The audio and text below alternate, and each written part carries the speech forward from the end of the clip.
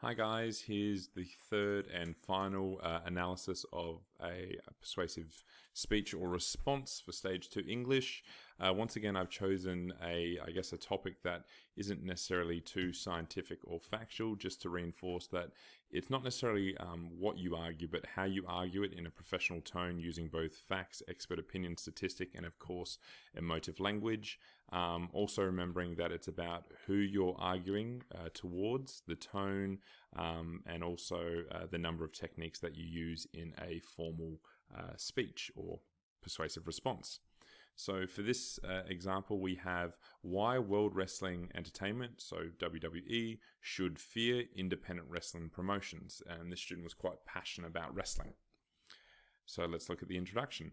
Since CEO Vincent Kennedy McMahon bought out World Wrestling Entertainment's only major rival promotion, WCW World Championship Wrestling, in 2001, there has been seemingly no rival competition for the wrestling conglomerate. So we have that emotive language of conglomerate, meaning all expansive and consuming or powerful. You'll see once again I've just highlighted some of the emotive language in blue that you can consider as I read through this.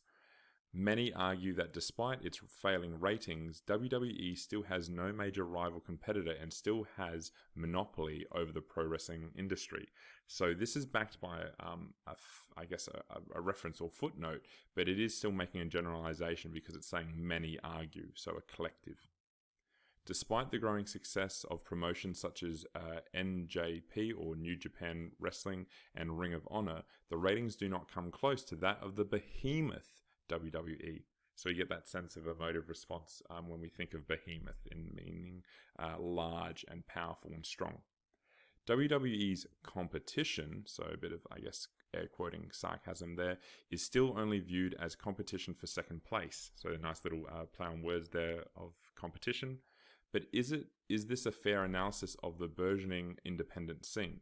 So there's that sarcasm, but also the rhetorical question. Do the underdog independent wrestling promotions stand a chance against the Goliath that is World Wrestling Entertainment? And I'll talk about this illusion of Goliath that they draw back to in the conclusion. That's quite clever, but we associate the name Goliath with David and Goliath from biblical records of someone small and seemingly insignificant defeating a giant that was Goliath in the biblical story. Let's move on to the first, topic. Since the destruction of World Championship Wrestling at the hands of Vince McMahon, no independent wrestling promotion has had the ability to grow at a rate that has caught the attention of WWE, let alone mainstream audiences.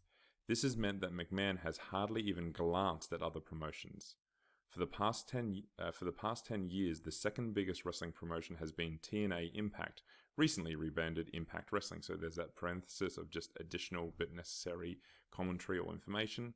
And they never proved to be of any major competition to WWE despite having global wrestling superstars on their roster. This may all be starting to change with the rise of New Japan Pro Wrestling. New Japan Pro Wrestling is the second largest wrestling promotion in the world. Fact. And is now expanding from Japan to the United States.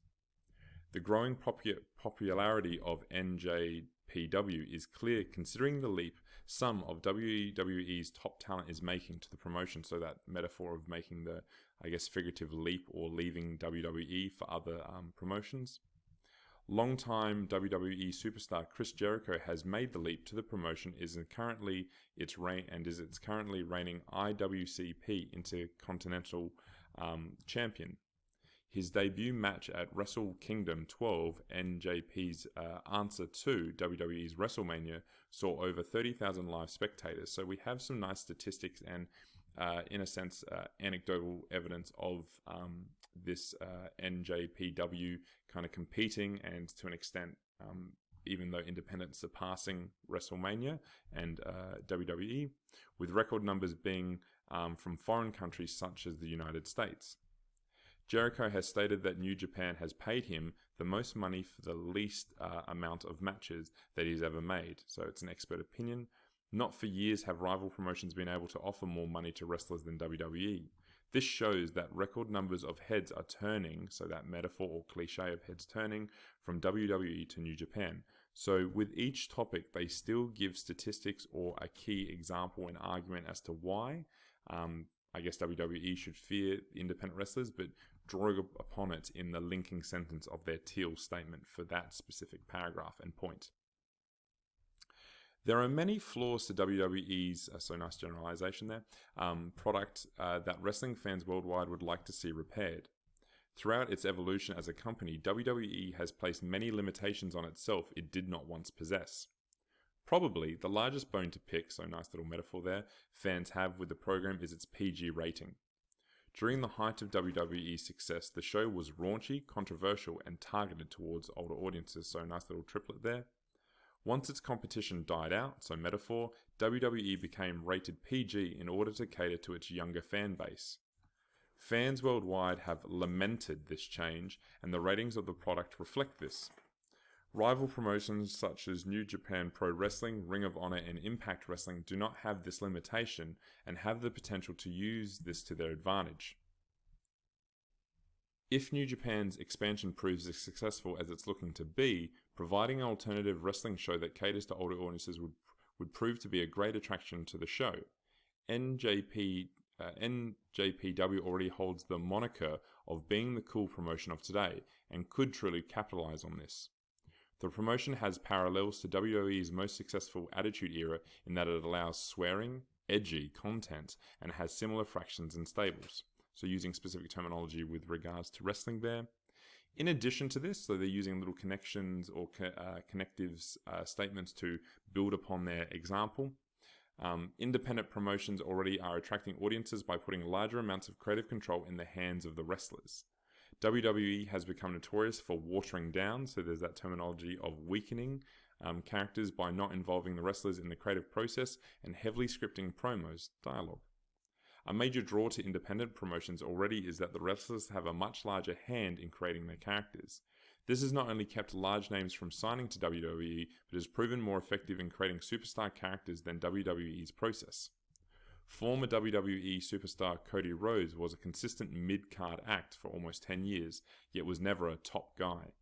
Since leaving for smaller independent promotions, Cody has been able to make himself into an even more successful international star than he was in the world's biggest promotion due to him being able to see out his own vision. Here in the third, idea, we then see WWE has notoriously been unable to crown a new face of the company. International superstars as Hulk Hogan, Steve Austin, The Rock, and John Cena have previously held the moniker of WWE's top guy, but now the spot seems empty. Even after recruiting some of the independent scene's biggest stars such as AJ Styles and Shinsuke Nakamura, WWE cannot fill the void that John Cena has left since going part-time. WWE has attempted to fill the spot with the admittedly talented Roman Reigns, yet the crowd clearly not take to the star, with him being booed at almost every star despite being booked as the good guy.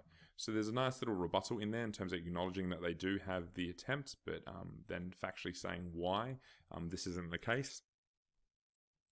WWE's biggest threat does not struggle with this problem. NJPW's top guy, Kenny Omega, is a globally beloved wrestling sensation ready to take the world by storm. WWE has said to have their eyes set on signing Omega to their promotion, but Omega has stated his intentions to stay loyal to the Japanese company. Other than Omega, NJPW have plenty of superstars that are making themselves globally known without the aid of WWE. These characters are some of the main attractors that draw eyes from WWE onto the independent scene. And here is the conclusion, which uses the illusion that I touched upon in the introduction.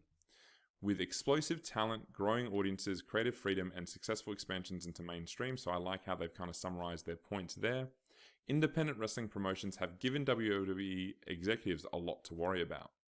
WWE may have felt like a Goliath, so nice simile there, but at the end of the day, David was the one to hold the victory belt, to which WWE must recognize and adapt their program to have any hope in future of remaining its previous successful ratings. So once again, the illusion there of David versus Goliath in terms of being toppled is alluded to there, but still summarizes why WWE should fear independent pro wrestling. And once again, we have the bibliography of the various resources that the student drew upon, as they were quite passionate and embedded within their arguments to make sure that they were using expert opinion, facts, and statistics, along with clever wordplay and emotive language to argue why WWE should fear independent wrestling promotions. Thanks.